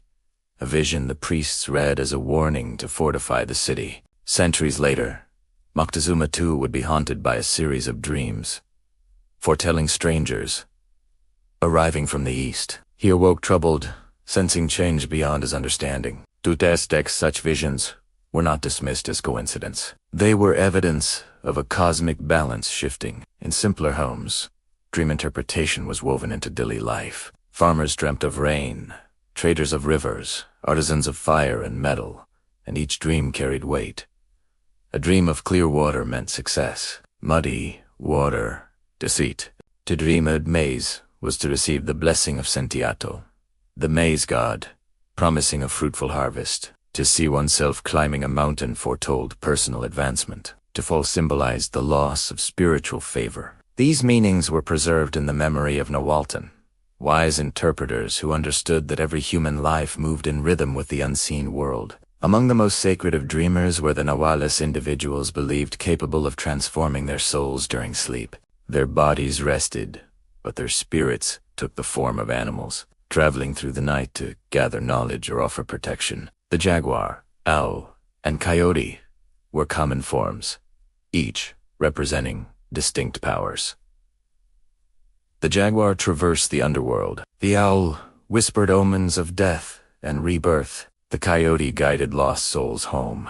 These dream journeys were not fantasy but a respected spiritual art, performed with discipline and deep reverence. The Nahual returned with insights for the community, bridging the gap between waking and dream. Dreams could heal as well as forewarn. Tisitl, or healers, sometimes entered sleep beside a patient's bed, hoping to dream on their behalf. They believed illness began as a disturbance in the dream world, a misstep of the spirit that later manifested as pain. In their visions, they sought the source of imbalance, a shadow, a broken cord, a forgotten offering. Upon waking, they prescribed herbs, prayers, or rituals to restore harmony. In this way, medicine and spirituality were inseparable, both rooted in the same understanding that the invisible shaped the visible. Some dreams, however, were feared. Nightmares were seen as incursions by malevolent forces or warnings of unfulfilled duties. To dream of fire consuming one's home, for instance, might indicate an unpaid debt to the gods. To see a loved one drowning was not interpreted as literal death, but as a cry for ritual attention, a reminder that the bonds between families and ancestors required continual renewal. Upon waking, the dreamer might burn incense, offer maize dew to the hearth, or whisper apologies into the morning air. These small acts rebalanced the order that sleep had revealed as disturbed. In the temples, prophetic dreams were recorded in pictographs, painted images upon bark paper codices. Figures of sleepers, animals, and celestial symbols told stories that words could not. Priests studied these records to discern patterns over seasons and years, noting when particular omens reappeared. Dreams of blood, floods, or eclipses often preceded major changes in the empire's fate. When such patterns grew too frequent, leaders prepared rituals of appeasement, seeking to realign the human world with the divine. The Aztec calendar, with its complex cycles, also guided dream interpretation. Certain nights were considered auspicious for prophecy. The night of Ehikatl, for instance, dedicated to the wind god, was believed to carry swift, clear dreams that moved like breezes through the soul. The nights of Mictlantecutli, god of death, brought heavier visions, filled with shadows and ancestors. Those who dreamt during such nights approached dawn with humility, lighting candles and speaking softly until daylight assured them they had returned safely. For the common people, dreams were shared communally. At dawn, families gathered around hearths, recounting the images that had visited them. A grandmother might interpret her granddaughter's dream of a bird as a sign of hope, while a father might see his son's dream of battle as encouragement for courage in daily work. Dreams were not secrets, but part of collective understanding, binding generations through shared symbolism. Even laughter found its place, a reminder that not all dreams carried weight. Some were simply echoes of thought, drifting like smoke through the night. Among warriors, prophetic dreams could determine survival. Before campaigns, soldiers fasted and slept upon bare earth, hoping for divine messages. To dream of victory was a blessing. To dream of defeat meant delay or new offerings to the gods. When two warriors shared the same dream, it was taken as confirmation of divine will. Such experiences strengthened unity and morale, transforming sleep into preparation, another form of readiness. Yet behind this reverence for dreams lay a quieter truth. The Aztecs understood that the mind itself was a temple. Each night, in stillness, it opened its doors to the infinite. The gods might visit, or they might not, but what mattered was the humility with which one received whatever came. This belief instilled calm, even in uncertainty. A troubling dream did not create fear. It invited reflection. A good dream did not spark pride. It called for gratitude. When dawn approached, the city stirred again. Fires rekindled, canoes moved upon the canals, and the markets awakened. The dreams of the night lingered, invisible yet powerful, shaping choices that would ripple across the day. The priests recorded their omens. Rulers made their decrees. Somewhere in a quiet home, a mother repeated her dream to her child, teaching that life and sleep were two halves of the same sacred rhythm. The Aztecs believed that every soul lived within a grand pattern, that even in sleep, one's breath joined the breath of the gods. To understand a dream was to understand one's place in that vast design. And so, night after night, they closed their eyes, not to escape the world, but to meet it more deeply. The stars above shone like open eyes, watching in silence, as the empire dreamed of itself, a living tapestry woven by countless sleeping minds, bound together beneath the eternal night. Beyond the bed, ancient wisdom for modern sleep night falls in every age, on every land, whether it blankets the high Andes, drifts over the jungles of the Yucatan, or settles between the stone temples of Tenochtitlan. Darkness arrives the same way, patient, enveloping, absolute.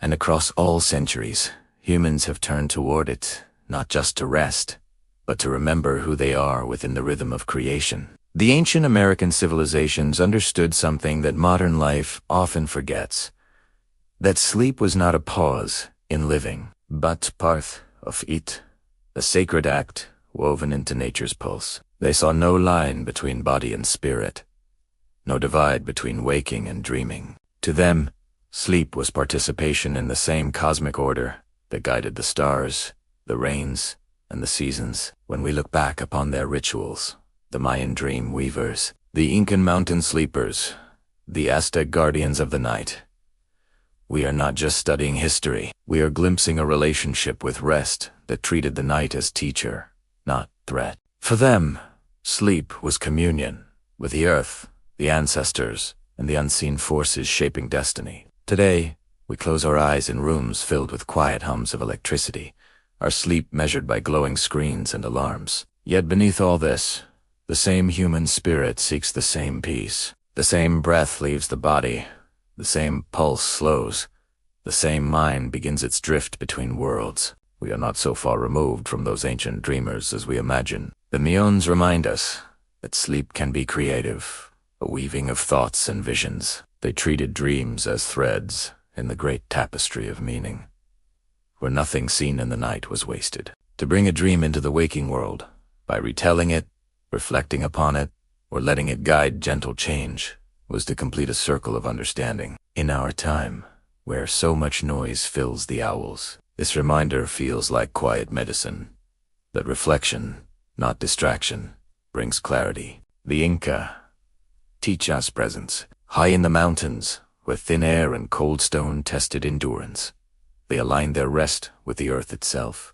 They slept close to the ground, believing it breathed with them, that the stones remembered warmth and shared it. To sleep near nature was not mere practicality, but reverence. It was acknowledgement that human life was sustained by what surrounded it. Even today, simply opening a window, dimming artificial light, or feeling the rhythm of natural air can reconnect us to that same ancient calm. The Aztecs, too, left a legacy of awareness. Their careful preparation for each night, their rituals of cleansing and gratitude. They entered sleep as if entering a temple, ensuring mind and space were both in harmony. In a world now filled with unending light and motion, the idea of sleep as a ceremony feels quietly revolutionary. A small act, like clearing a room of noise, lighting a candle, or speaking a word of thanks before lying down, can transform an ordinary night into something sacred. Modern science often speaks of cycles, circadian rhythms, stages of sleep, the architecture of dreams. The ancients understood these, though in different language. They called them balances, harmonies, and spirits of time. Where we speak of melatonin and neural waves, they spoke of moonlight and divine breath. Both views, though separated by centuries, point to the same truth: that peace comes when rhythm is restored. The human mind, like the world around it, thrives in patterns, day and night, effort and rest, noise and silence. Forgetting this balance breeds restlessness. Honoring it restores life. Perhaps that is why so many of their rituals began not with grand ceremony, but with attention. A bowl of water near the bed, a whispered prayer, a turn of the body toward the east. Each gesture said, "I am part of something vast, and I trust it to hold me." That trust is what sleep truly is. A surrender into continuity, not an escape from existence, but a return to it. If we listen closely, their wisdom still speaks. The Mayans tell us, dream with intention. The Inca whisper, rest close to the earth. The Aztecs remind, prepare the spirit as you would the body. These are not relics of the past, but lessons waiting to be lived again. So tonight, when you lie down, wherever you are, however the day is gone, let the world around you become still. Feel the faint rhythm of your breath, as countless others have felt across the centuries. You may not burn copal incense or align your mat to the sunrise, but the same gentle ritual can unfold in your own quiet way. A deep breath, a clear thought, a moment of gratitude. In doing this, you step into the same continuum that guided ancient dreamers from the shores of the Yucatan to the peaks of the Andes, from the sacred lakes of the Aztecs to the calm of your own room. You are, in essence, part of the same story of sleep. One unbroken narrative of life seeking peace in the darkness and awakening renewed with the light. For them, the night was never empty. It was filled with spirits, ancestors, and meaning. For us, perhaps the lesson is simpler but no less profound. The night is still alive, still generous, still waiting to cradle us back into balance. And as the stars return above, and silence deepens once more, may you remember this gentle truth. You are lying not upon a mattress or a mat, but upon the long, living memory of humankind. The same earth that held the dreamers of ancient America. Let that thought settle softly in your mind. Let it guide you into calm. And as your eyes close, know that you rest within a tradition older than time itself. The eternal ritual of sleep. As the stars fade and dawn draws near, remember the ancients did not see sleep as escape, but as connection. Each night was a bridge between worlds, between body and spirit, between one day and the next. Thank you for joining this journey through the sacred dreams of the past. If tonight's story brought you.com, please subscribe and stay with us for more gentle histories from forgotten ages. Until next time, may your night be peaceful, your rest be deep, and your dreams kind.